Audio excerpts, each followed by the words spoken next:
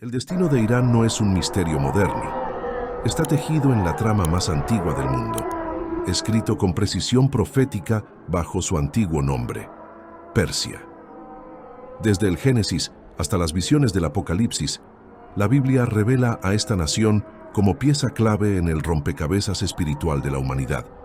No se trata de historia seca ni de mitología olvidada, sino de señales que respiran en los titulares de hoy, recordándonos que el escenario del fin ya fue descrito hace miles de años.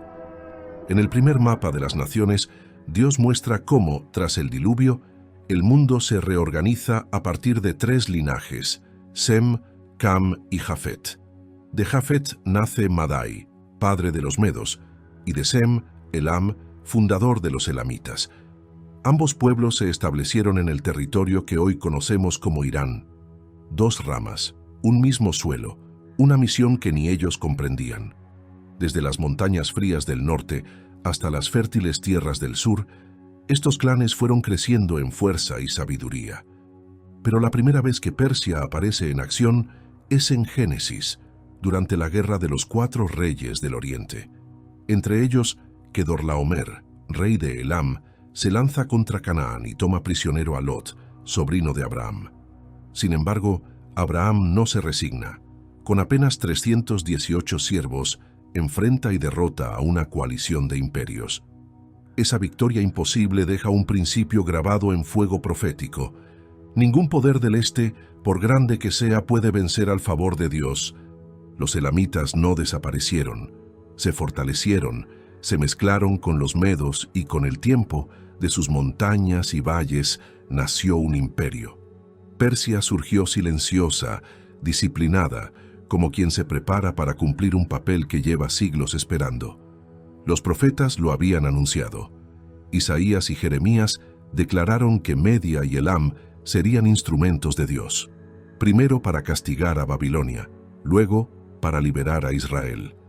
En un acto sin precedentes, Isaías menciona por nombre a un rey aún no nacido, Ciro. A él, un pagano, Dios lo llama mi ungido. Más de un siglo antes de su nacimiento, el cielo ya había revelado su propósito, liberar al pueblo cautivo y reconstruir el templo. Y cuando finalmente aparece Ciro el Grande, la profecía se cumple con una exactitud desconcertante.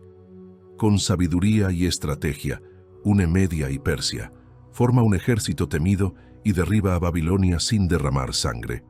Así el pueblo que lloró 70 años en cautiverio regresa a su tierra, respaldado por un decreto real.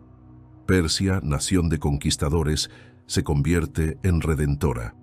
Lo que para el mundo antiguo fue política y poder, para la profecía fue cumplimiento y destino, porque cada piedra levantada en Jerusalén llevaba la marca invisible del plan divino. Con la caída de Babilonia y el ascenso de Persia, el tablero profético cambió de manos. Daniel, testigo del cumplimiento de las visiones, contempló cómo el reino representado por los brazos de plata tomaba forma ante sus ojos. Lo que comenzó como una interpretación de sueños se convirtió en historia viva. Ciro, el rey persa anunciado por Isaías, no solo liberó a los cautivos, financió la reconstrucción del templo, entregó los utensilios sagrados robados por Nabucodonosor y restauró el culto al Dios de Israel. Es imposible pasar por alto el simbolismo. Un imperio pagano actuando como instrumento de redención. En el lenguaje profético, Persia se convierte en un recordatorio eterno de que Dios puede usar a quien Él quiera para cumplir su voluntad, incluso a aquellos que no le conocen. Pero la historia persa no se detiene en Ciro. Su hijo, Cambises, y los reyes que lo siguieron continuaron la expansión de aquel imperio que se extendía desde la India hasta Etiopía. En ese contexto surge una de las historias más sorprendentes de toda la escritura, la de Esther. En la majestuosa ciudad de Susa, en el corazón del antiguo Elam, una joven judía huérfana es coronada reina del imperio más poderoso del mundo. Lo que parece un giro del destino es, en realidad, otra página del plan divino.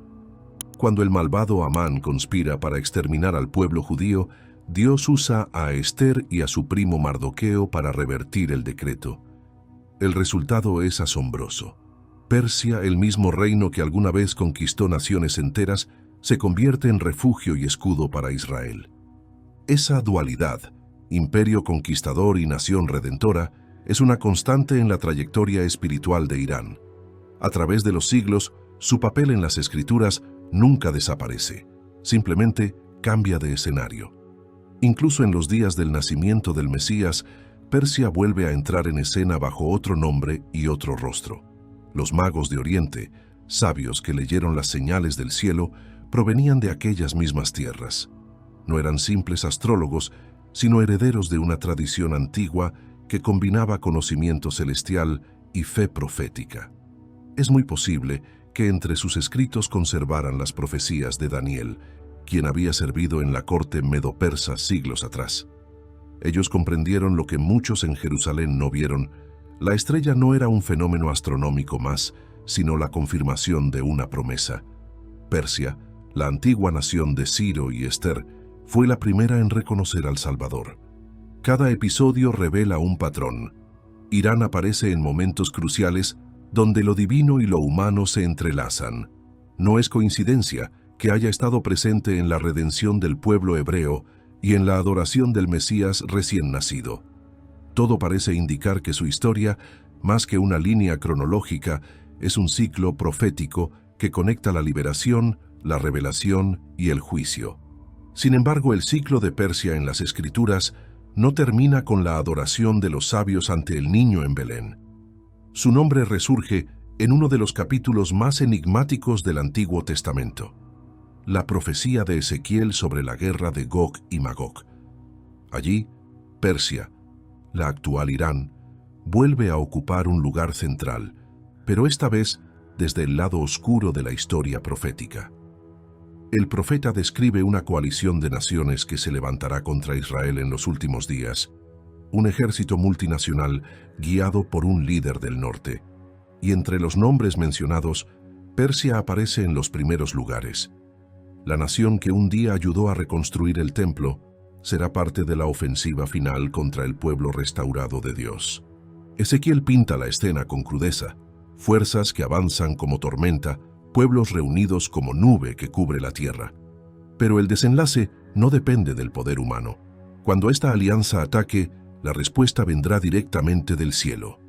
Terremotos, fuego, confusión y destrucción total. Dios interviene para defender a Israel y deja un mensaje que resonará entre las naciones: y sabrán que yo soy Jehová. Aquí la profecía no solo anuncia un conflicto geopolítico, sino una revelación final de soberanía.